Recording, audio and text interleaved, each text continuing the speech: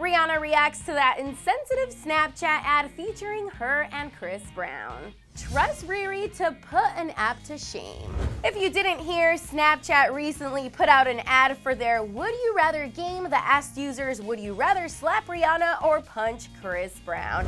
Yep, that's an actual thing they had made and put out on their app.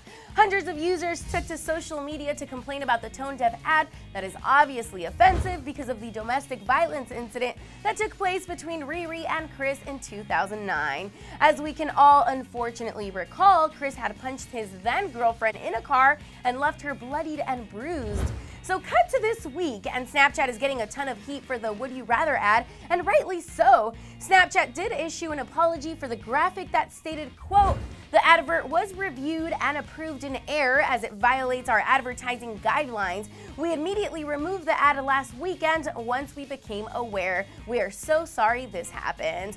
That apology didn't suffice for many users, including Rihanna herself. The singer shared a statement slamming Snapchat that read, quote, "Now Snapchat, I know you already know you ain't my favorite app out there, but I'm just trying to figure out what the point was with this mess." The 30-year-old singer wrote that on her Instagram story on Thursday, March 15th.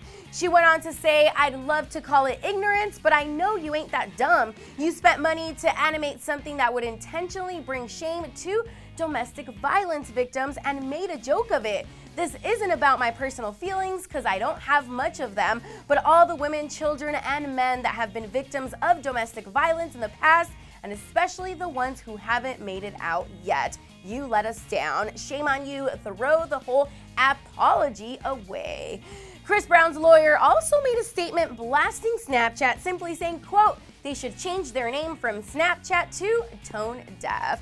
Hopefully all the backlash and Riri personally slamming the app herself will prevent this sort of thing from happening again.